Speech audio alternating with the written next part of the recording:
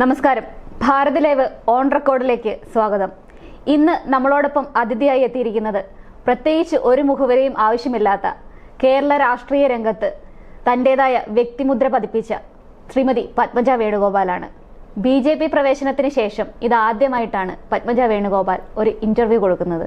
ഭാരത് ലൈവിനോട് ഒരുപാട് കാര്യങ്ങൾ പത്മജ വേണുഗോപാലിന് പറയാനുണ്ട്. നമുക്ക് കേൾക്കാം അവർക്ക് എന്താണ് പറയാനുള്ളതെന്ന്. ഓർമ്മ വെച്ച കാലം മുതൽ കോൺഗ്രസ് ആയിരുന്നു ജീവവായു. ഇപ്പോൾ ആ ഒരു ജീവനെ വിട്ട് വേറൊരു സ്ഥലത്തേക്ക് വന്നിരിക്കുകയാണ്. ഈ BJP പ്രവേശനത്തെ പറ്റി മാമിന് എന്താണ് പറയാനുള്ളത്? അല്ല, ഇപ്പോൾ പൊതുവെ ഒരു സമാധാനം, സംതൃപ്തി. കാരണം നമ്മൾ എന്തെങ്കിലും പരാതി പറഞ്ഞാൽ തന്നെ അപ്പോഴുള്ള മറുപടികൾ. പിന്നെ കുറേ കാലങ്ങളായി, കഴിഞ്ഞ ഇലക്ഷനോടുകൂടി തന്നെ ഞാൻ ഈ പാർട്ടി വിടാനുള്ള തീരുമാനം എടുത്തിരുന്നു. കാരണം ഞാൻ 5 കൊല്ലം അവിടെ കിടന്ന് കഷ്ടപ്പെട്ട് ബുദ്ധിമുട്ടി ഞാനൊരു നല്ലൊരു ഭൂരിപക്ഷത്തിന് ജയിക്കും എന്നായപ്പോൾ അവിടെ സുരേഷ് ഗോപി വന്നു. അത് കഴിഞ്ഞാലും ഞാൻ ജയിക്കുമായിരുന്നു, പാർട്ടിക്കാർ കൂടെ വന്നിരുന്നെങ്കിൽ. പാർട്ടിക്കാരെ ഒരു എന്താ പറയണ്ട, ഒരു കോക്കസ് ഉണ്ട് അവിടെ. തൃശ്ശൂർ നശിപ്പിക്കുന്നത് ഇപ്പോൾ കോൺഗ്രസ്സിലൊരു കോക്കസാണ്. ആ കോക്കസിലെടുത്തോളം കാലം തൃശ്ശൂർ ഒരിക്കലും ഒരു സ്ഥാനാർത്ഥിയും ജയിക്കാൻ പോകുന്നില്ല കോൺഗ്രസിൻ്റെ. അവർക്കപ്പുറം ആരും വരരുത്. അപ്പോൾ എന്ത് നമ്മൾ ചോദ്യം ചെയ്താൽ നമ്മൾ ശത്രുക്കളായി അവിടെ. അപ്പോൾ കോൺഗ്രസ്സിൽ കാണാത്ത പല രീതികൾ ഞാൻ അവിടെ കണ്ടു. സ്ഥാനമാനങ്ങൾക്ക് പൈസ വാങ്ങൽ, സീറ്റിന് പൈസ വാങ്ങൽ, ഇങ്ങനെ എല്ലാം. അപ്പം ഞാനിതൊന്നും കണ്ട വീട്ടിൽ നിന്നല്ല വരുന്നത്. ഞാനപ്പോൾ അതുകൊണ്ട് അതിനെ എതിർത്തപ്പോൾ എന്നെ അങ്ങ് ഒറ്റപ്പെടുത്തിയവരെല്ലാം കൂടി. എന്നിട്ട് ഇലക്ഷനിൽ അവർ വിചാരിച്ചു ഇനി എന്നെ ഇവിടെ നിർത്തിയാൽ ശരിയാവില്ല, എന്നെ ഇവിടുന്ന് ഓടിക്കണം എന്നുള്ളതോട്ട് തന്നെ അവർ കൂടി എന്നെ തോൽപ്പിക്കാൻ. ഇതൊക്കെ ഞാൻ അറിയുന്നുണ്ടായിരുന്നു. പക്ഷേ പെട്ടെന്നായതുകൊണ്ട് ഞാൻ പലരോടും കംപ്ലൈൻറ്റ് പറഞ്ഞു. പക്ഷെ ആരും നേതൃത്വം അതൊന്നും കേട്ടില്ല. അപ്പോൾ അത് കഴിഞ്ഞിട്ട് വെറും 900 വോട്ടിനാണ് ഞാൻ തോറ്റത്. കേരളത്തിൽ എനിക്ക് തോന്നുന്നു ഏറ്റവും കുറവ് വോട്ടിന് തോറ്റ UDF സ്ഥാനാർത്ഥി ഞാൻ. അപ്പോൾ അതോടുകൂടി എനിക്ക് മനസ്സും അടുത്തു. ഞാൻ എന്നിട്ട് കംപ്ലൈൻറ്റുകൾ 2-3 പ്രാവശ്യം KPCക്ക് പേര് വെച്ച് കൊടുത്തു, ഇന്ന ആളാണ്. അപ്പോൾ എല്ലാവരും എന്നോട് ചോദിച്ചു ഇനി കോൺഗ്രസ്സിൽ തുടരേണ്ടതല്ലേ, ഇവരൊക്കെ പിണക്കി എങ്ങനെയാണ്? ഞാൻ പറഞ്ഞു എനിക്ക് കോൺഗ്രസ് തുടരണ്ടല്ല, ഇനി വേറെ ആൾക്ക് ഈ ബുദ്ധിമുട്ട് വരരുത്. ഞാൻ അത്രയും അവിടെ കിടന്ന് അനുഭവിച്ചു. ഇനിയിപ്പോൾ പാർട്ടി ഇല്ലെങ്കിലും സാരില്ല, ഇതിൽ എന്തെങ്കിലും ചെയ്യാൻ പറ്റുമോ ഞാൻ നോക്കട്ടെ എന്ന് വെച്ച്. പക്ഷേ ആ ഒരു ഇതിന് അവർ തുറന്ന് വായിച്ചു നോക്കിയോന്ന് എനിക്ക് ഒരു അറിയില്ല. കാരണം ചിലവർ പറയണ്ടേ പരാതി കിട്ടിയിട്ടില്ലെന്ന്. അപ്പോൾ എനിക്കൊരു സംശയം ഉണ്ട്, നേരെ കയറി ചുവട്ടുകോട്ടയിൽ ഇട്ടു എന്നുള്ളത്. അപ്പം അത് കഴിഞ്ഞിട്ട് ഞാൻ അതിൻ്റെ പലപ്പോഴും പോയി പല നേതാക്കളെയും ഞാൻ പലപ്പോഴും കണ്ടിട്ടുണ്ട്. ഇല്ല എന്ന് ഇവർ പറഞ്ഞാൽ എനിക്ക് വേണമെങ്കിൽ തെളിയിക്കാം. പക്ഷെ തെളിയിച്ചാൽ അതിൽ വലിയാടാവുന്നത് എൻ്റെ കൂടെ വിശ്വസിച്ച് വന്ന പല കോൺഗ്രസ് നേതാക്കളുമായിരിക്കും ഇവരെ കാണാൻ പോകുമ്പോൾ. അപ്പോൾ അവരുടെ പേര് ഞാൻ അതുകൊണ്ട് അവരവിടെ നിന്നോട്ടെ സമാധാനമായിട്ട്. പിന്നെ അപ്പം അങ്ങനെയൊക്കെ പറഞ്ഞിട്ടും ഞാൻ അവസാനം ഞാൻ പറഞ്ഞു ഇവരെ 1-2 പേരുടെ അടുത്ത് ഇനി ഞാൻ വിളിക്കില്ല, ഇനി വിളിക്കുമ്പം ഒന്നുമില്ല ഞാൻ ഈ പാർട്ടിയിൽ ഉണ്ടാവില്ല എന്ന്. അപ്പോഴും അവർ വിചാരിച്ചു ഞാൻ K കരുണാകരൻ പോയപ്പോൾ പോലും പോവാത്ത ആളാണ്. അങ്ങനെ ഒരാൾ. പക്ഷെ എനിക്ക് അത്രയും മടുത്തിട്ടാണ് ഞാൻ. മടുത്തിട്ട് എന്ന് പറഞ്ഞാൽ ഓരോ ദിവസവും അപമാനത്തിൽ നിന്നിട്ടാണ്. കാരണം അവിടെ എന്തെങ്കിലും ഒരു പരിപാടി ഉണ്ടായാൽ എൻ്റെ പേര് വെക്കില്ല, എൻ്റെ ബോർഡ് വെക്കില്ല. പിന്നെ മറ്റേ സ്റ്റേജിൽ ഇപ്പം KPCയിൽ തന്നെ എത്രയോ എന്നെക്കാളും ജൂനിയറാണ് അവിടെ ഇരിക്കുന്നത്. ആ സ്ഥാനത്ത് ഞാനിവിടെ താഴെ ഇരുന്ന് ഇങ്ങനെ കാണുക. അതെല്ലാം ഞാൻ KPC വൈസ് പ്രസിഡൻ്റ് ആയിരുന്നു. ആ സമയത്ത് ഞാൻ നേതാക്കളുടെ കൂട്ടത്തിലൊരു അയാളുടെ ഒരു ആളെ ഞാൻ വെക്കാൻ പറ്റില്ല, ഇയാളാണ് എന്നെ തോൽപ്പിച്ചതെന്ന് ഞാൻ പറഞ്ഞപ്പോൾ എനിക്ക് 2 പേരും ആവണ്ടെന്ന് പറഞ്ഞിട്ട് എന്നെ നേരെ തരം താഴ്ത്തി. പരാതി പറഞ്ഞേന്. അതായത് ആ പരാതി പറഞ്ഞ ആൾക്കും സ്ഥാനം കൊടുത്തു, എനിക്കും അതേ സ്ഥാനം. മനസ്സിലായി? അപ്പം അതൊക്കെ എന്നെ വല്ലാണ്ട് വേദനിപ്പിച്ചു. എന്നാലും ഞാൻ അതൊക്കെ സഹിച്ചു നിന്നു. അത് കഴിഞ്ഞിട്ട് അദ്ദേഹത്തിനെ പിടിച്ചിട്ട് വേറെ വലിയ പോസ്റ്റിൽ വെച്ചു. ഞാൻ പരാതി കൊടുത്ത ആൾ. ഞാൻ അപ്പോഴും അവിടെ തന്നെ. ഞാനൊന്നും അപ്പോഴും ഞാൻ പറയാൻ പോയില്ല. അപ്പോൾ ഇവരെൻ്റെ അടുത്ത് പറഞ്ഞു അച്ഛൻ്റെ മന്ദിരം ട്രിവാൻഡ്രത്തൊരു 37 സെൻറ്റ് സ്ഥലം ഗവൺമെൻറ് കൊടുത്തിട്ടുണ്ട്. അപ്പം ഞാൻ അതിനു വേണ്ടിയായി പിന്നെ പാർട്ടി പ്രവർത്തനങ്ങളെക്കാളും കൂടുതൽ അച്ഛൻ്റെ ആ ട്രസ്റ്റ് ഇതുണ്ടാക്കാൻ വേണ്ടി ഓടി. പക്ഷേ ഒരു നേതാക്കളുടെ ഒന്നും എനിക്ക് ഒരു സപ്പോർട്ടും കിട്ടിയില്ല. ആകെ ഇത്തിരി സപ്പോർട്ട് ചെയ്തത് KPC പ്രസിഡന്റാണ്. പക്ഷേ K കരുണാകരൻ എന്ന് പറയുന്ന വലിയ മനുഷ്യൻ ഒരു കൈപിടിച്ച് കൊണ്ടുവന്ന ആളുകൾ ആണ് ഈ പാർട്ടിയിൽ ഇത്രയും ഉന്നത സ്ഥാനത്ത് ഇരിക്കുന്നവർ പലരും. അവരെന്തുകൊണ്ടായിരിക്കും ഇതുപോലൊരു വലിയൊരു ആവശ്യം നടത്തി തരാതെ മാമിന്റെ അടുത്ത് അങ്ങനെ? അത് ഞാനും K മുരളീധരനും രാഷ്ട്രീയത്തിലുള്ളതുകൊണ്ട് അതിൻ്റെ ഗുണം ഞങ്ങൾക്ക് മറ്റവരും കിട്ടിപ്പോയെങ്കിലോ എന്നുള്ളൊരു വിഷമമാണ് അവർക്ക്. ഇത് തന്നെ ഞങ്ങൾ രണ്ടുപേരും രാഷ്ട്രീയത്തിലില്ലെങ്കിൽ അവർ ഓടി കടന്ന് ചെയ്ത് അവരെന്നെ പേരെടുത്തേനെ. ഞാൻ എൻ്റെ കൂട്ടത്തിലുള്ള ഒരാളെ ഒരു നേതാവിൻ്റെ അടുത്ത് അയച്ചപ്പോൾ അയാൾ മുഖത്ത് നോക്കി പറഞ്ഞു, എൻ്റെ അച്ഛൻ്റെ കൂടെ നിന്ന് വളർന്ന് എനിക്കിതിലൊന്നും ചെയ്യാൻ പറ്റില്ല, ഞാൻ സഹകരിക്കില്ല. അങ്ങനെ വളരെ വേദനാജനകമായിട്ടുള്ള കാര്യങ്ങളാണ് എനിക്ക് അവിടെ നിന്ന് ഉണ്ടായത്. അപ്പോൾ എനിക്ക് മനസ്സിലായി ഇപ്പം ഈ കുറച്ച് നാളായിട്ട് ഇതിനി നടക്കില്ല. അവസാനം KPC പ്രസിഡന്റ് ഇടപെട്ട് ഒരു ഫണ്ടിലേക്ക് നീങ്ങിയപ്പോഴേക്കും അപ്പോൾ ഉടനെ ഇവർ വേറെ ഏതെങ്കിലും കൊണ്ടുവരും, യാത്രയ്ക്ക് പൈസ അല്ലെങ്കിൽ ഇതിന് അങ്ങനെ വന്ന് ഇത് അതിൻ്റെ ഉള്ളിൽ ഒതുങ്ങിപ്പോയി. പിന്നെ ഒരു DC പ്രസിഡന്റ് പറഞ്ഞു, ഞങ്ങൾക്ക് പണിയാൻ പറ്റില്ല, ഞങ്ങൾക്ക് ഉമ്മൻചാണ്ടി സാറിൻ്റെ പണിയണം. അപ്പോൾ പോയ ആൾ ചോദിച്ചു, അതെന്തിനാ ഉമ്മൻചാണ്ടി സാറിൻ്റെ രണ്ടാമത് പണിയാലോ, ഇതിപ്പോൾ സ്ഥലമൊക്കെ കിട്ടി എല്ലാം റെഡി ആയിട്ടിരിക്കുകയാണ്, അല്ല ഞങ്ങൾക്ക് ഇത്രയൊക്കെ പറ്റുള്ളൂ. അങ്ങനെയൊക്കെ കേട്ടപ്പോൾ എനിക്കറിയാം പിന്നെ അത് മുന്നോട്ട് പോവില്ല എത്രയായാലും. അപ്പം ഞാൻ പറഞ്ഞു, ഇനി ഞാൻ ആദ്യം ഈ സ്ഥാനം രാജിവെക്കാൻ പോവാ, ഇത് അച്ഛൻ്റെ ട്രസ്റ്റിൻ്റെ. അപ്പോൾ എല്ലാവരും കൂടി പറഞ്ഞു, അയ്യോ ചെയ്യല്ലേ. അപ്പം ഞാൻ ഇല്ല, ഒന്നും എനിക്ക് ചെയ്യാൻ പറ്റാണ്ട് അതിനുവേണ്ടി മാത്രമേ ഇപ്പം ഞാൻ ഈ പാർട്ടിയിൽ നിൽക്കണം, അല്ലാണ്ട് ഇവരുടെ ചവിട്ടും കുത്തും സഹിച്ച് എനിക്ക് മതിയേ. ഒന്നുമില്ലെങ്കിൽ അത് ഇത് വന്നിട്ട് മോളുടെ അടുത്തേക്കോ അല്ലെങ്കിൽ ഇവിടെ തന്നെ വീട്ടിൽ ഒതുങ്ങി കൂടിയാൽ മതി എനിക്ക്. കാരണം ഒരു പാർട്ടി വിട്ടു പോകാനുള്ള വിഷമം എന്നും എനിക്കുണ്ടായിരുന്നു. കാരണം ചെറുപ്പം മുതൽ അച്ഛൻ പഠിപ്പിച്ചു തന്ന കുറേ കാര്യങ്ങൾ ആ പറഞ്ഞ എൻ്റെ അച്ഛൻ പോയി, അപ്പോഴും ഞാൻ കൂടെ പോയില്ല. അപ്പോൾ അങ്ങനെ ഇരിക്കുമ്പോഴാണ് ഇങ്ങനെ പാർട്ടിയിൽ നിന്ന് രാജിവെക്കാമെന്ന് പറഞ്ഞപ്പോൾ എല്ലാവരും എൻ്റെ അടുത്ത് വെച്ചു, പിന്നെന്താ പിന്നെ ഞാൻ പറഞ്ഞു രാഷ്ട്രീയ സന്യാസം തന്നെ, ഇനിയിപ്പോൾ പോവാം വീട്ടിലേക്ക്, ഇവരൊന്നും എൻ്റെ അടുത്ത് നന്നായിട്ട് പെരുമാറില്ല, എന്നെ സഹായിക്കില്ല. അങ്ങനെ ഇരുന്നപ്പോഴാണ് ഡൽഹിയിൽ നിന്ന് ഇവരറിഞ്ഞ് എന്നെ ബന്ധപ്പെടുന്നു. പക്ഷെ അവരൊരു മാന്യമായിട്ടുള്ള ഇടപെടലാന്ന് എനിക്ക് തോന്നി, പ്രത്യേകിച്ച് സ്ത്രീകളുടെ അടുത്ത്. സ്ത്രീകൾക്ക് ഭയങ്കര ഇമ്പോർട്ടൻസ് കൊടുക്കുന്നുണ്ട് ആ പാർട്ടി. അങ്ങനെ ഞാൻ പിന്നെ വേറെ ഒന്നും ആലോചിച്ചില്ല. കാരണം പണ്ടത്തെ BJP അല്ല, ഇപ്പം എല്ലാ ജാതി മതങ്ങളെയും അവർ ഒരുമിച്ച് കൊണ്ടുപോകാൻ ശ്രമിക്കുന്നുണ്ട്. ഇപ്പം അബ്ദുള്ള കുട്ടിയാണ് വൈസ് പ്രസിഡന്റ്, ഇപ്പം അനിൽ ആന്റണി നിൽക്കണോ, അങ്ങനെ എല്ലാ ജാതി മതക്കാരെ അവർ. അപ്പോൾ പഴയ വർഗീയത ഒന്നും പറയാൻ പറ്റില്ല അവരെ പറ്റി. അങ്ങനെ വെച്ചാൽ UDFന്റെ അവിടെ ഭാഗത്ത് നമ്മൾ വർഗീയത വല്ലതും പറയേണ്ടി വരും. അതിലേക്കൊന്നും ഞാൻ കിടക്കുന്നില്ല, കാരണം അവരൊക്കെ ആയിട്ട് ഞാൻ ഘടകകക്ഷികളൊക്കെ ആയിട്ട് നല്ല ബന്ധമാണ്, അതുകൊണ്ട് അതിലേക്കൊന്നും ഞാൻ കിടക്കണില്ല. പക്ഷെ ഇതാണ് പ്രശ്നം, ഈ ഇവരുടെ ഈ കോൺഗ്രസിന്റെ ഭാഗത്ത് നിന്നുണ്ടായ അപമാനം, അവഗണന പോട്ടെ, അപമാനം സഹിക്കാൻ പറ്റാണ്ടാണ് ഞാൻ ഈ പാർട്ടി വിട്ടത്. K. കരുണാകരന്റെ സ്മാരകം നിർമ്മിക്കുന്ന ആ ഒരു അത് മാത്രമല്ല, അതിൻ്റെ അപ്പുറത്തേക്ക് ഒരു വനിത എന്ന രീതിയിൽ ശ്രീമതി പത്മജ വേണുഗോപാൽ ഒരുപാട് അവഗണനകൾ നേരിട്ടിട്ടുണ്ട്, ഒരുപാട് വിഷമങ്ങൾ സഹിച്ചിട്ടുണ്ട്. അത് ഏതൊക്കെ രീതിയിലാണ് മാമിനെ അവർ വിഷമിപ്പിച്ചത്? അല്ല, ഞാൻ പണ്ട് സ്ട്രീറ്റിലെ എല്ലാ സ്ഥലത്തും, കാരണം അച്ഛൻ്റെ ആളുകൾ എല്ലാ സ്ഥലത്തും ഇപ്പോഴും ഉണ്ട്, അവർക്ക് ഒരു സഹായം ചെയ്യാൻ പോലും എനിക്ക് പറ്റിയിട്ടില്ല. കാരണം ഞാൻ കുറേ കാലമായിട്ട് തൃശ്ശൂരായിരുന്നല്ലോ, തൃശ്ശൂർ എന്നെ തളച്ചിട്ട് വരും, അവിടെ നിന്ന് എവിടേക്കും എന്നെ പുറത്ത് കിടക്കാൻ അവർ വിട്ടിട്ടില്ല. ഞാനൊരു എൻ്റെ മണ്ഡലത്തിലെ ആകെ കേരളം മൊത്തം ഇപ്പോഴും ബൂത്തിലൊരാളുള്ള ആളാണ് നമ്മളൊക്കെ.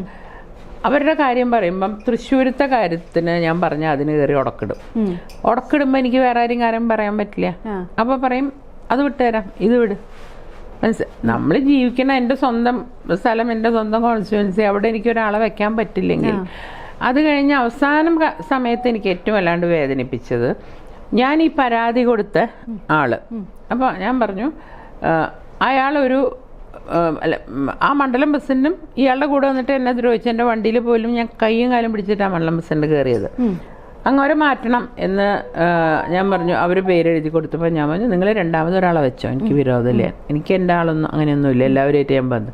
ഇയാളെ വെച്ചാൽ എനിക്ക് ബുദ്ധിമുട്ടാണ്, കാരണം എൻ്റെ മൂക്കിൻ്റെ അടുത്ത് കൂടെ എന്നെ ദ്രോഹിച്ച ആൾ തലയുയർത്തി പിടിച്ച് നടക്കുമ്പോൾ പിന്നെ ഈ പാർട്ടിയിൽ എങ്ങനെ നമ്മൾ പ്രവർത്തിക്കും?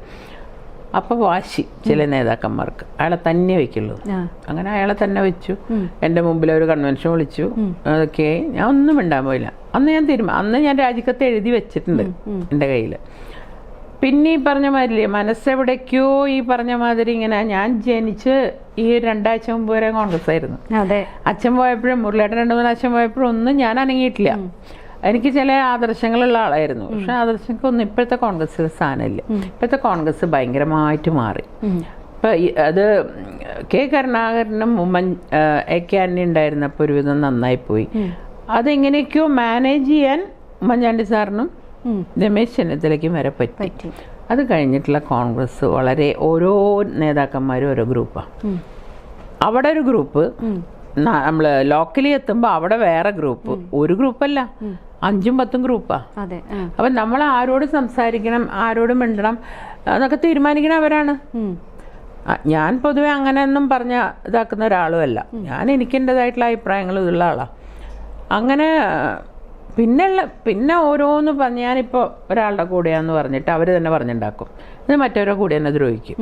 ഇങ്ങനത്തെ ഒറ്റയ്ക്ക് അതിപ്പോൾ എനിക്ക് തോന്നുന്നു ഇപ്പോഴത്തെ വനിതാ നേതാക്കന്മാരുടെ ഉള്ളിൽ എല്ലാവർക്കും വിഷമമുണ്ട്. പക്ഷെ അവരാരും അതിൽ നിൽക്കുന്നതുകൊണ്ട് അവർക്ക് പറയേണ്ടി വരുമല്ലോ അവരെ സപ്പോർട്ട് ചെയ്തിട്ട്. പക്ഷെ അവരും ഞാനൊക്കെ പല കാര്യങ്ങളും പങ്കുവച്ചിട്ടുണ്ട്, അതൊന്നും ഞാൻ പുറത്തേക്ക് പറയില്ല. പക്ഷെ അവരൊക്കെ അൺഹാപ്പിയാണ്. ഓക്കെ. കെ കരുണാകരന്റെ മകളെന്ന നിലയിൽ ഏറ്റവും കൂടുതൽ അദ്ദേഹത്തിന്റെ പിൻഗാമിയായിട്ട് വരണം, രാഷ്ട്രീയ രംഗത്ത് ശോഭിക്കാൻ പറ്റുന്ന വ്യക്തിയായിരുന്നു പത്മജ വേണുഗോപാൽ. ഈ പറഞ്ഞ പോലെ കുറെ ആളുകളെങ്കിലും പറയുന്നുണ്ട്, ഒരു വ്യക്തിബന്ധം മാറ്റി നിർത്തിയാൽ, സഹോദര ബന്ധം മാറ്റി നിർത്തിയാൽ കെ മുരളീധരനാണ് പത്മജയ്ക്ക് അങ്ങനെ ഒരു സ്ഥാനം എത്താൻ സഹായിക്കാതിരുന്നതെന്ന് പറഞ്ഞു. മാഡം അതിനോട് എത്രത്തോളം യോജിക്കുന്നുണ്ട്? കാരണം മുരളിയേട്ടൻ ഈ പാർട്ടിയിലുണ്ടായത് എനിക്ക് ബുദ്ധിമുട്ട് തന്നെയായിരുന്നു. വേറെ ഒന്നുമല്ല, പിന്നെ എന്ത് വരുമ്പോഴും നേതൃത്വം തന്നെ ഞങ്ങളെ ഒഴിവാക്കാൻ വേണ്ടി പറയും. അത് മുരളിക്ക് കൊടുത്തു, പിന്നെ എന്താ പത്മയ്ക്ക് എന്തിനാ? ഓരോ സ്ഥലം വരുമ്പോഴും എൻ്റെ പേര് വെട്ടിപ്പോവും. മുരളിയേട്ടൻ പിന്നെ മുരളിയേട്ടൻ വഴക്ക് കൂടി സാധനം മേടിക്കാൻ എടുക്കാനാ. ഞാൻ അങ്ങനെ വഴക്ക് കൂടില്ല ആരോടും, പൊതുവെ എല്ലാവരോടും നന്നായി പെരുമാറുന്ന ഒരാളാണ്. അപ്പം ഏത് സാധനം വരുമ്പോൾ മുരളിയേട്ടന് പോവും, ഞാൻ ഒതുക്കപ്പെടും. അപ്പോൾ എനിക്ക് മനസ്സും എടുത്തിട്ടാണ് ഞാൻ തൃശ്ശൂർ മാത്രമായിട്ട് ഒതുങ്ങിയത്. അപ്പോഴേ എല്ലാവരും ചോദിച്ചു, എന്താ ചേച്ചി എല്ലാ ജില്ലയിൽ നിന്നും ആൾക്കാർ വിളിക്കുമ്പം അവർക്കൊക്കെ നമ്മളോട് സ്നേഹമുള്ളവർ ഇപ്പോഴും എന്നെ വിളിക്കുന്നുണ്ട്. കോൺഗ്രസ് എത്രയോ പേര് എന്നെ വിളിക്കാറുണ്ട്. അവരൊക്കെ വ്യക്തിബന്ധമാണ് എനിക്ക്, രാഷ്ട്രീയ ബന്ധമല്ല. അവരുടെ കുടുംബകാര്യം എല്ലാം ഞാൻ ചോദിക്കും. അപ്പോൾ അങ്ങനെ വന്നപ്പം എല്ലാവരും എൻ്റെ അടുത്ത് പറഞ്ഞു തുടങ്ങി, നിങ്ങൾ രണ്ടുപേരും കൂടി ഒരു പാർട്ടിയിൽ നിന്നാൽ ശരിയാവില്ല. പത്മജ എപ്പോഴും തഴയപ്പെട്ട് പോണ ഒരാളാണ്.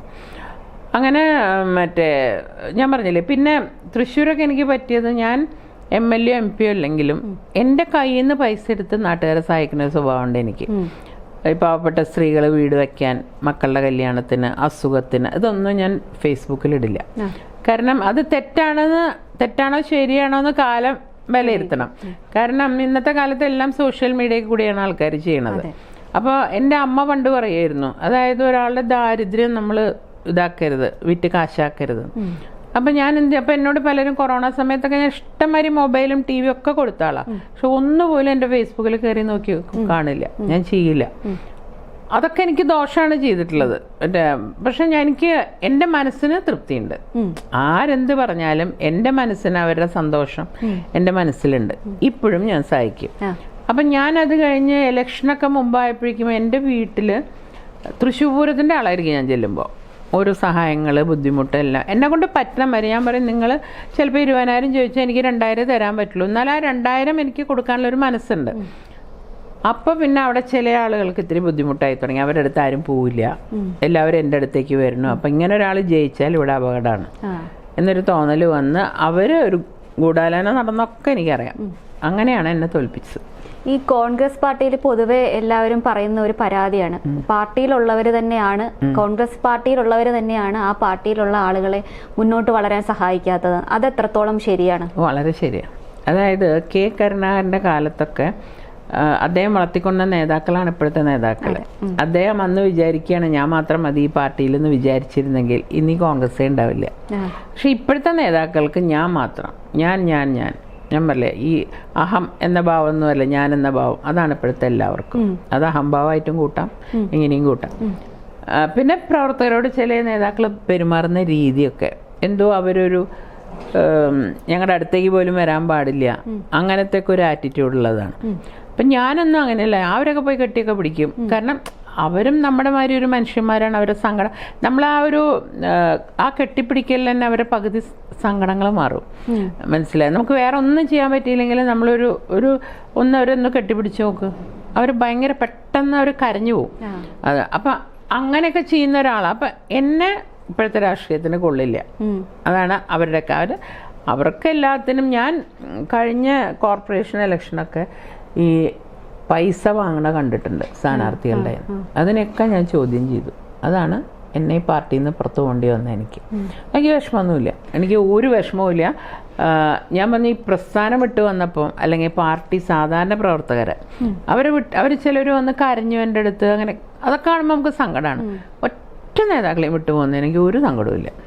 ഈ എന്താണ് ഇപ്പം മാഡത്തിന് വ്യക്തിപരമായിട്ട് ഒരുപാട് അധിക്ഷേപിക്കുകയും പേഴ്സണൽ കാര്യങ്ങളെല്ലാം പാർട്ടികളിൽ ചർച്ച ചെയ്യുകയും ഒക്കെ ചെയ്തിട്ട് ഒരുപാട് അധിക്ഷേപങ്ങൾ നേരിടേണ്ടി വന്നിട്ടുണ്ട്. ഇപ്പൊ ഈ BJPയുടെ പ്രവേശന സമയത്താണെങ്കിലും രാഹുൽ മാങ്കൂട്ടത്തിനെ പോലുള്ള ആളുകളൊക്കെ അച്ഛനും അമ്മയ്ക്കും ഒക്കെ ഇതായിട്ട് സംസാരിച്ച് അത്തരം ഒരുപാട് അവഹേളനങ്ങൾ നേരിടേണ്ടി വന്നിട്ടുണ്ട്.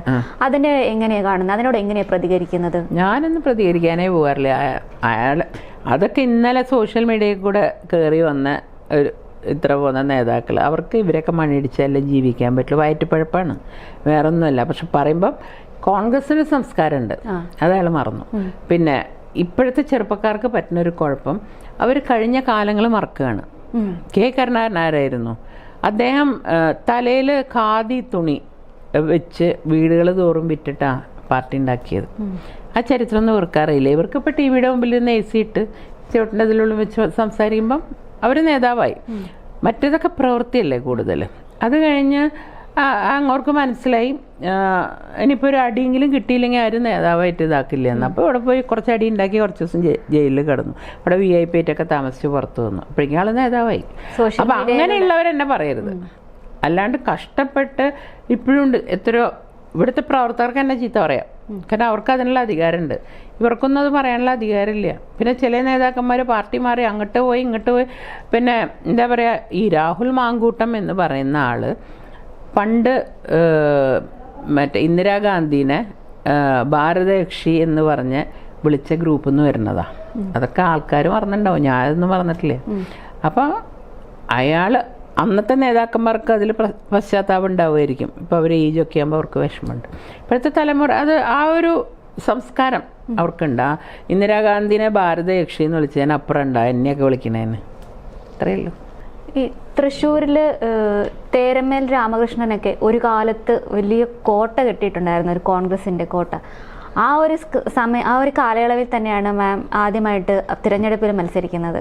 ഇത്രയും കരുണാകരൻ എന്ന് പറഞ്ഞ ആളുടെ കൂടെ നിന്ന് ഇദ്ദേഹത്തെ പോലുള്ള ആളുകളൊക്കെ അന്ന് ഇലക്ഷന് നിന്ന സമയത്ത് മാമിനെ ഒന്ന് സപ്പോർട്ട് ചെയ്യുകയോ അല്ലെങ്കിൽ ഒരു പ്രചരണത്തിന് വേണ്ടിയിട്ട് ഒരു നല്ല വാക്ക് പറയുകയോ ഒന്നും ചെയ്തിട്ടില്ല. അപ്പം ഇവരെയൊക്കെ അച്ഛൻ്റെ സ്ഥാനത്ത് കണ്ടുവരുന്നവരായിരിക്കുമല്ലോ, അതിനോടൊക്കെ എങ്ങനെയാണ് പ്രതികരിക്കുന്നത്? No comments. അതുപോലെ 2021 അടുത്ത ഇലക്ഷൻ വന്നത്. ആ സമയത്തും ഇതുപോലെ പാർട്ടിക്കുള്ളിലുള്ളവർ തന്നെ ഒരുപാട് എന്താ പറയാ ഒരുപാട് പ്രശ്നങ്ങളൊക്കെ ഉണ്ടാക്കി കുറച്ച് സീറ്റുകൾക്ക് പരാജയപ്പെടേണ്ടി വന്നിട്ടുണ്ട്. അപ്പം ആ ഒരു സമയത്തൊക്കെ അതെങ്ങനെയാണ് അതിജീവിച്ചത്? വിഷമം തോന്നിയിട്ടില്ലേ? ഞാനങ്ങനെ പ്രശ്നങ്ങളെ വലിയ പ്രശ്നങ്ങളാക്കുന്ന ആളല്ല. ഞാനൊരു എന്താ പറയാ, ഞാനന്ന് അവിടെ അങ്ങനെ ഞാൻ തോറ്റു എന്നറിഞ്ഞപ്പോൾ എൻ്റെ ഭർത്താവിനൊക്കെ ഭയങ്കര വിഷമം. എൻ്റെ മോനാണെങ്കിൽ അവിടെ എല്ലാ ഫ്ലാറ്റും നടന്ന് കയറി അങ്ങനെയൊക്കെ. അപ്പോൾ അവർക്കൊക്കെ നിരാശയായി. ഞാൻ വളരെ കൂളായിട്ട് ഞാൻ പറഞ്ഞു, ഇനിയിപ്പോൾ എന്തായാലും വീട്ടിൽ പോയി ഇത്തിരി ഞാൻ കിടന്നുറങ്ങാം, എറണാകുളത്തേക്ക് പോവാം. എറണാകുളത്ത് വന്ന് ഇവിടെ വന്നപ്പോൾ എനിക്ക് എൻ്റെ വളരെ ഫേവറേറ്റാണ് ബിരിയാണി. അതിന് കഴിക്കാൻ വേണ്ടി വേണമെങ്കിൽ മലപ്പുറം വരെ പോകും. ഞാൻ ഇവിടെ വന്നിട്ട് ബിരിയാണിയൊക്കെ ഓർഡർ ചെയ്ത് സുഖമായിട്ട് ബിരിയാണി കഴിച്ച് കിടന്നുറങ്ങി. ആ ഒരു ദിവസം കഴിഞ്ഞപ്പോൾ ഞാൻ നോർമലായി. എനിക്ക് വിഷമം ഉണ്ടായോന്ന് വെച്ചാൽ ഇവരുടെ ചതിയിലാണ് എനിക്ക് വിഷമമുണ്ട്. തോറ്റലിൽ എനിക്കൊരിക്കലും വിഷമം ഉണ്ടായിട്ടില്ല. നമ്മൾ വിശ്വസിച്ച് നിന്നവർ പിന്നെന്ന് കുത്തിയപ്പം എനിക്ക് പിന്നെന്നല്ല, എനിക്ക് അറിയായിരുന്നു ഇങ്ങനെ കളികൾ നടക്കുന്നുണ്ട്. ആരോടെങ്കിലും ഒക്കെ ചോദിച്ചിരുന്നോ എന്തുകൊണ്ടാണ് നിങ്ങൾ എന്നോട് ഇങ്ങനെ ചെയ്തത്? ഒക്കെ ചോദിച്ചിട്ടുണ്ട്. ഇത് ഇലക്ഷൻ കഴിഞ്ഞപ്പോൾ ഞാൻ ചോദിച്ചിട്ടുണ്ട്. പിന്നെ എന്താന്ന് വെച്ചാലേ, ഞാൻ പറഞ്ഞില്ല ഇതിൻ്റെ പിന്നിലൊരു കോക്കസ് ഉണ്ട്. അവർ എനിക്കെതിരെ എൻ്റെ കൂടെ നിന്നവർ തന്നെ എന്തിനാ എപ്പോഴും ഒരു ഹിന്ദു കമ്മ്യൂണിറ്റിക്ക് കൊടുക്കണേ, നിങ്ങൾ ക്രിസ്ത്യൻസ് എന്നാ എന്താ കുഴപ്പം എന്നൊക്കെ ചോദിച്ച് കുറച്ച് ആൾക്കാരെ എനിക്കെതിരെ അങ്ങ് തിരിച്ചു. അപ്പോൾ എല്ലാവരും സ്ഥാനാർത്ഥി മോയകളായി. അപ്പോൾ എല്ലാവർക്കും ഞാൻ തോക്കണം. അപ്പോൾ അതൊരു ഞാൻ അത് നോക്കുമ്പോൾ, ഞാനിപ്പോൾ കണക്ക് വെച്ച് നോക്കുമ്പോൾ എന്താ ഞാൻ 20,000 വോട്ടിന് തോക്കാത്തതെന്നാണ് ഞാനിപ്പോൾ ആലോചിക്കുന്നത്. അത്രയധികം കുത്തിത്തിരിപ്പ് ഇവർ നടത്തി എൻ്റെ ഉള്ളിൽ. അതുകൊണ്ട് തന്നെ ഇനി തൃശ്ശൂർ കോൺഗ്രസ് രക്ഷപ്പെടില്ല, എന്ത് വന്നാലും രക്ഷപ്പെടില്ല. ഇനിയുള്ള കാലത്ത് കമ്മ്യൂണിസ്റ്റ് പാർട്ടി അവസാനത്തിലേക്ക് കടക്കുകയാണ്. കോൺഗ്രസ്സിൽ അതിനെ മുന്നോട്ട് കൊണ്ടുപോകാൻ പറ്റിയ ലീഡേഴ്സിന്റെ എണ്ണം കുറഞ്ഞു വരികയാണ്. BJP ആയിരിക്കും ഇനി കേരളത്തിൽ ഒരു കാലഘട്ടം ഭരിക്കാൻ പോകുന്നത് എന്ന് പറയപ്പെടുന്നു.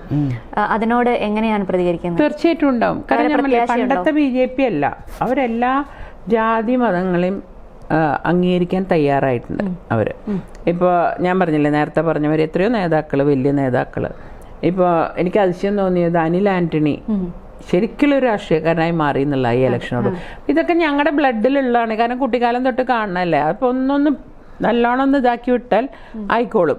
അപ്പൊ ഞാൻ അനിൽ ആന്റണിയുടെ കാര്യം പറഞ്ഞപ്പോൾ എല്ലാവരും പറഞ്ഞു അനില് രാഷ്ട്രീയം അറിയോ എന്നൊക്കെ പറഞ്ഞു. പക്ഷെ ഞാൻ കണ്ട അനില്, ഞാൻ പത്തനംതിട്ട പോയപ്പോൾ ഞാൻ തന്നെ അതാ ഞാൻ ആ കുട്ടീനെ അന്ന് കെട്ടിപ്പിടിച്ചത്. കാരണം എനിക്ക് ഭയങ്കര സന്തോഷം തോന്നി, നമ്മുടെ അനിയന്മാരൊക്കെ ഇങ്ങനെ നന്നായി വരിക എന്ന് നിൽക്കുമ്പോൾ. അപ്പം ഇനിയുള്ള കാലം അത് ഉടനെ എന്നല്ല ഞാൻ പറയണേ. ഇപ്പം തന്നെ നിങ്ങൾക്ക് ഇലക്ഷൻ റിസൾട്ട് വരുമ്പോൾ അറിയാം ഇതിൽ ജയവും തോൽവിയും ഒന്നല്ല, എത്ര ശതമാനം വോട്ട് BJP പിടിക്കുന്ന നിങ്ങൾ നോക്കിയോളൂ. പിന്നെ അപ്പുറത്തേക്ക് കിടക്കാൻ വളരെ കുറച്ച് സമയം മതി. അതിപ്പോൾ പലരും ഇപ്പം താഴത്തെ തട്ടിൽ പലരും BJPയിലേക്ക് എത്തി തുടങ്ങിയിട്ടുണ്ട്. ഇനി BJP ഒരു നല്ല പ്രകടനം ഇതിൽ കാഴ്ചവെച്ചാൽ ഇതൊന്നും ഒഴുക്കായിരിക്കും. അവിടെ അപ്പോഴും നശിക്കാൻ പോണത് കോൺഗ്രസ്സാണ്, LDF അല്ല. അവർക്ക് എപ്പോഴും ഒരു കേഡർ സ്വഭാവമുള്ള ആളുകളുണ്ട് താഴത്തെ തട്ടിൽ പണിയെടുക്കാനൊക്കെ. ഇനി മത്സരം കുറച്ചും കൂടി കഴിഞ്ഞാൽ വരിക BJP LDFും തമ്മിലാവും, കോൺഗ്രസ് അപ്രസക്താവും. പിന്നെ ഡൽഹിയിൽ ഞാൻ ചോദിക്കട്ടെ, ഏതാ നേതാവുള്ള കോൺഗ്രസ്സിൽ? നമുക്ക് പോയി സംസാരിക്കാൻ പറ്റുന്ന ഒരു നേതാവ് ഇപ്പം ആരാ ഉള്ളത്? ഞാൻ 3 പ്രാവശ്യം പോയിട്ട് ഈ പറഞ്ഞ മാതിരി പട്ടി ചന്തയ്ക്ക് പോയ മാതിരി അതേമാതിരി തിരിച്ചു വന്നു. ആരും കാണാൻ എനിക്ക് പറ്റിയില്ല, ആരും ഇല്ല. ഞാൻ പറയണത് നമ്മുടെ മനസ്സിലെപ്പോഴും ഒരു എല്ലാ കോൺഗ്രസ്സുകാരുടെ ഉള്ളിൽ എപ്പോഴും ഒരു ഗാന്ധി ഫാമിലി ഉണ്ട് എന്ന് പറഞ്ഞാൽ അത് നമുക്ക് തെറ്റ് പറയാൻ പറ്റില്ല. നമ്മളൊക്കെ അങ്ങനെയാണ്. അതുകൊണ്ട് തന്നെ ഖാർഗേജി എന്ന് പറയുന്ന പ്രസിഡന്റ്, അദ്ദേഹത്തിനെ കാണണം എന്നുള്ളത് നമ്മൾ മറക്കും പലപ്പോഴും. അദ്ദേഹം പ്രസിഡന്റാണ് എന്നുള്ളത് നമ്മൾ മറക്കും. പിന്നെ അദ്ദേഹം യാത്രയിലായിരിക്കും. പിന്നെ സോണിയാഗാന്ധിക്കാന്ന് വെച്ചാൽ ആരോഗ്യപരമായ പ്രശ്നങ്ങളുണ്ട്. രാഹുൽ ഗാന്ധിക്ക് പിന്നെ ആരും കാണണ്ട. പിന്നെ നമ്മൾ ആരെയും കണ്ട് നമ്മുടെ വിഷമം പറയാം. പാർട്ടിയിൽ എന്തെങ്കിലും ഒന്ന് പറയാൻ പറ്റിയാലല്ലേ നമുക്കതിന്. ഇപ്പം ഞാൻ ഇതിനിടയ്ക്ക് ഒരു ചെറിയൊരു കാര്യം ഞാൻ ഇവിടുത്തെ ചാർജുള്ള ആളോട് പറഞ്ഞപ്പം വൈകുന്നേരം ആകുമ്പം തിരിച്ചൊരു മെസ്സേജാണ്, പ്രോബ്ലം സോൾവ്ഡ്. അപ്പം നമുക്കുണ്ടാവുന്നൊരു സമാധാനം, ആരും ഉണ്ട് നമ്മളെ പ്രൊട്ടക്റ്റ് ചെയ്യാൻ.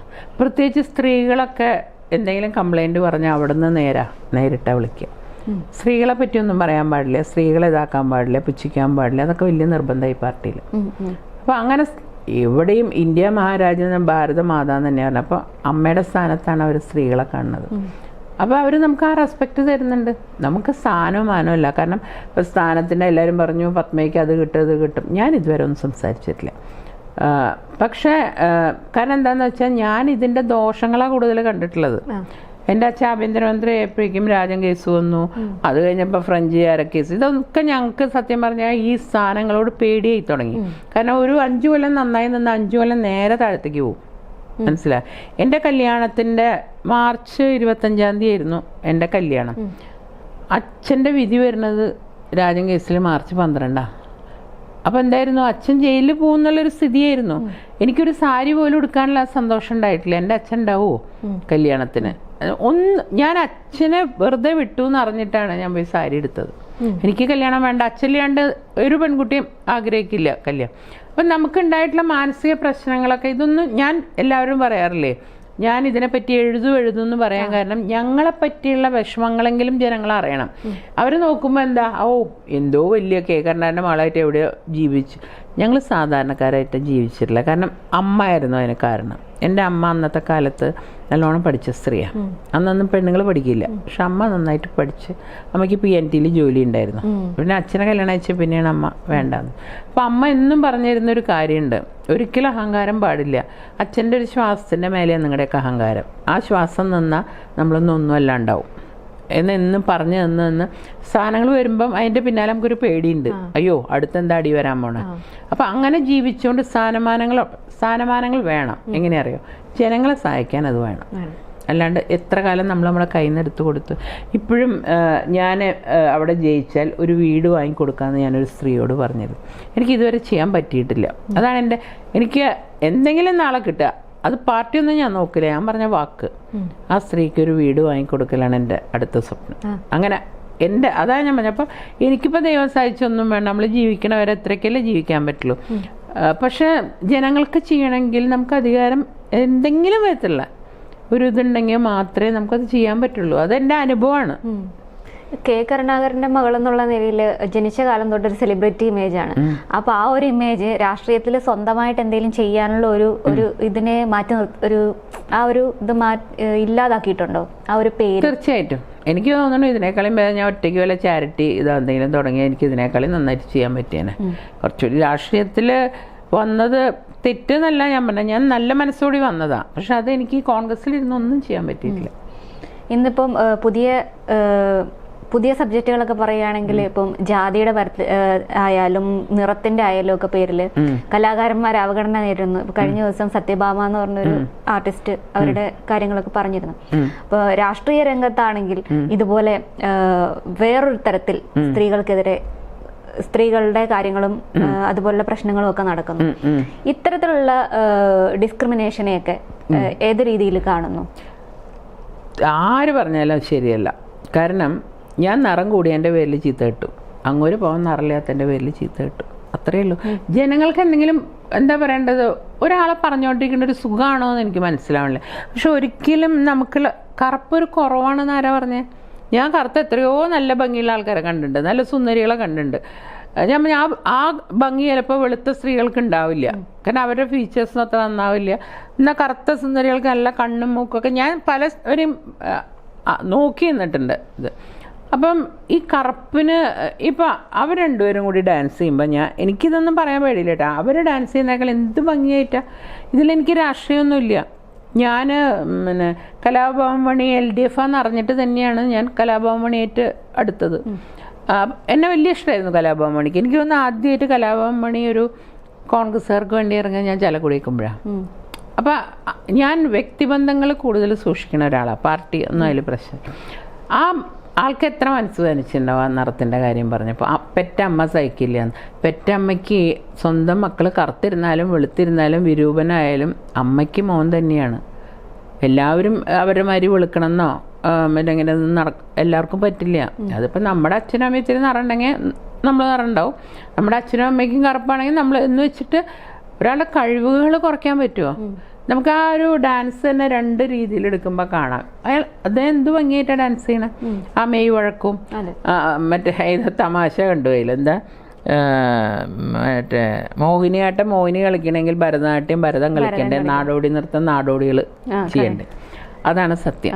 എല്ലാവർക്കും ചെയ്യാം. നമുക്ക് കഴിവുകളുണ്ടെങ്കിൽ ഏത് കലാരൂപവും നമുക്ക് ഇണങ്ങും. പിന്നെ അദ്ദേഹം എനിക്ക് തോന്നുന്നു ചെറുപ്പം തൊട്ടേ ഈ ഒരു നൃത്തത്തിനോടുള്ള താല്പര്യം ഇതും ഒരു ഡെഡിക്കേറ്റഡ് ആണെന്ന് എനിക്ക് തോന്നി. അത് പറഞ്ഞാൽ എനിക്ക് ഭയങ്കര സങ്കടം തോന്നി സത്യമായി. അത് ഏത് പാർട്ടിയാണെങ്കിലും ഞാൻ പറയും.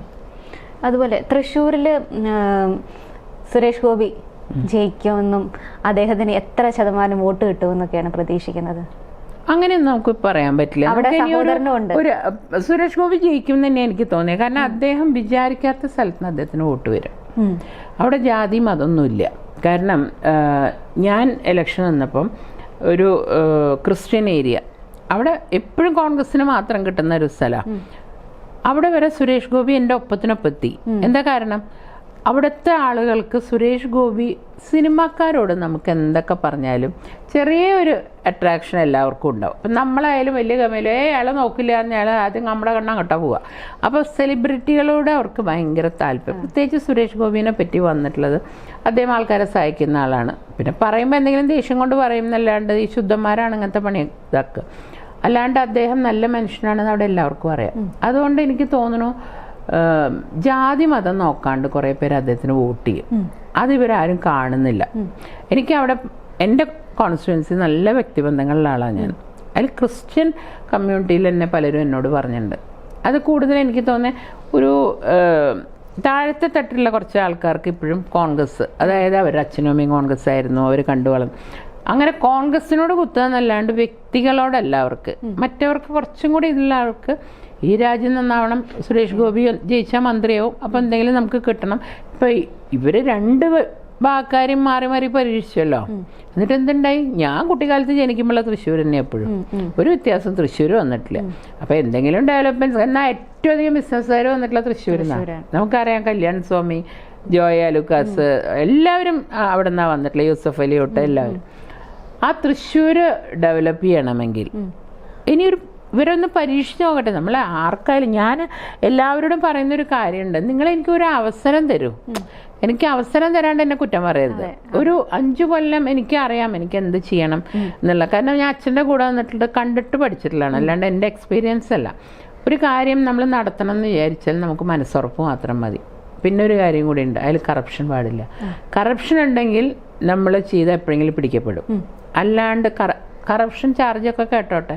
ഇപ്പോൾ പാമോയിലിൻ്റെ കാര്യത്തിൽ എൻ്റെ അച്ഛൻ എന്തൊക്കെ കേട്ടു. ഒരു ദിവസം പോലും അച്ഛൻ ജയിലിൽ കിടക്കേണ്ടി വന്നിട്ടില്ല, കാരണം അച്ഛൻ ചെയ്തിട്ടില്ല.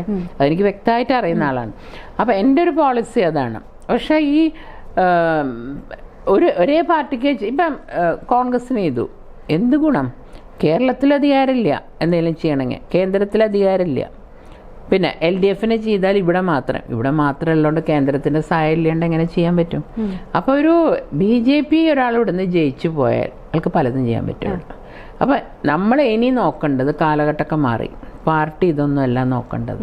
നാട് നന്നാവണം, വികസനം ഉണ്ടാവണം. കാരണം ഞാൻ ഏറ്റവും അധികം വികസനം കണ്ടൊരു കുടുംബത്തിനാണ് ഞാൻ വരുന്നത്. അപ്പോൾ അതുകൊണ്ട് നാട് നന്നാവണം എന്നുള്ള ആഗ്രഹമുള്ളവർ BJPക്ക് കുത്തും പ്രാവശ്യം. ഈ നേരത്തെ പറഞ്ഞ കോൺഗ്രസിന്റെ ഒരു ചതിയെ പറ്റി നമ്മൾ സംസാരിച്ചു.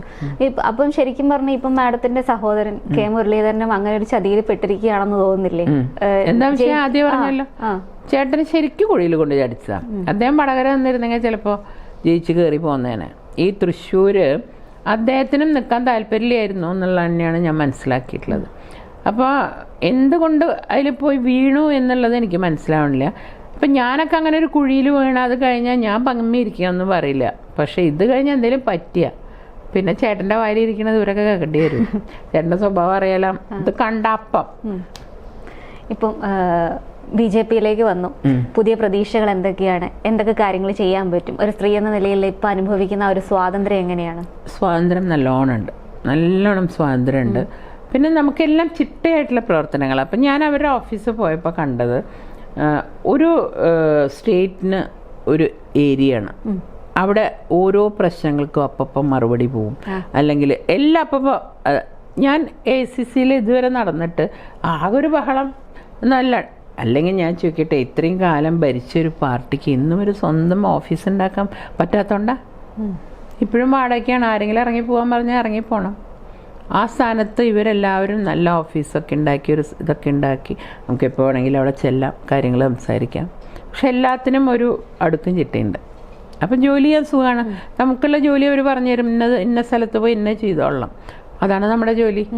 അല്ലാണ്ട് എന്താ പറയണ്ടത്, രാവിലെ നേതാക്കന്മാരെ മുഖം കാണിക്കാൻ പോണ്ട. ഇപ്പം നമുക്ക് ഈ പറഞ്ഞ മാതിരി അവർ വിളിച്ച് പറഞ്ഞിട്ട് നമ്മളത് ചെയ്തില്ലെങ്കിൽ നമ്മൾ വിളിക്കും അവർ, മനസ്സിലായ? മറ്റേത് അങ്ങനെയല്ലല്ലോ, അതും ചെയ്യണം. അത് കഴിഞ്ഞ് നേതാക്കന്മാരെ രാവിലെ പോയി ഏറാമൂളി അവിടെ നിൽക്കണം, ആ പരിപാടി ഒന്നുമില്ല. അപ്പൊ ഇപ്പൊ ശരിക്കും പറഞ്ഞാൽ സന്തോഷകരമായ ഒരു തീർച്ചയായും റിലാക്സ്ഡ് ആണ് ഞാൻ. എന്തായാലും BJPയിലേക്കുള്ള ചുവടുമാറ്റം പത്മജ വേണുഗോപാലിന് പുതിയൊരു തുടക്കമാണ്. എന്തിലൊക്കെ വേണ്ടിയിട്ടുള്ള ഒരു പുതിയൊരു തുടക്കമാണ്. പുതിയ പാർട്ടി, പുതിയ ജീവിതങ്ങൾ, പുതിയ സാഹചര്യങ്ങൾ ഒക്കെ നമുക്കും പ്രതീക്ഷിക്കാം. പത്മജ വേണുഗോപാലിൻ്റെ ഭാഗത്തു നിന്ന് നമുക്ക് സ്ത്രീകൾക്കായാലും അതുപോലെ മറ്റ് താഴേക്കിടയിലുള്ളവർക്കായാലും ഒരുപാട് സഹായങ്ങളൊക്കെ ചെയ്യാൻ മാമിന് ഒരുപാട് താല്പര്യമുണ്ട്. അങ്ങനെയൊക്കെയുള്ളൊരു സാഹചര്യം ഉണ്ടാവട്ടെ എന്ന് നമുക്ക് പ്രാർത്ഥിക്കാം. നന്ദി.